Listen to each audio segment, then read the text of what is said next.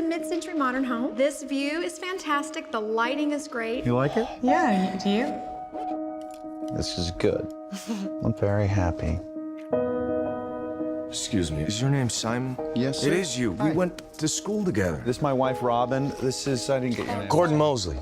Gordo. Gordo? Oh, my God. I'm so sorry I didn't recognize you. It's been a very, very long time.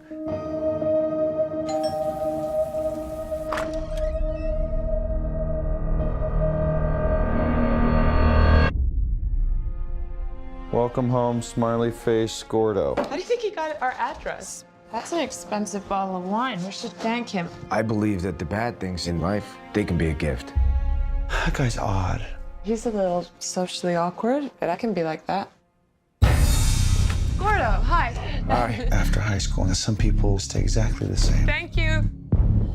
He's delusional, thinks that we're friends. Thanks for a lovely dinner. Fish food. You don't find that a little troubling? I said that I wanted fish.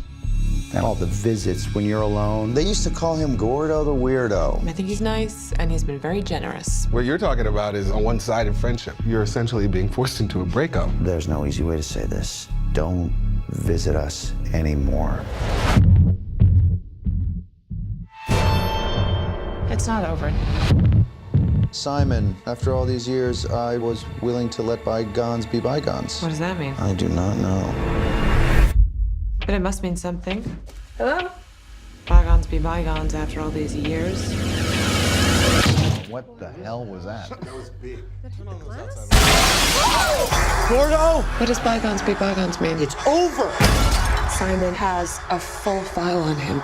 You think he's been lying to you?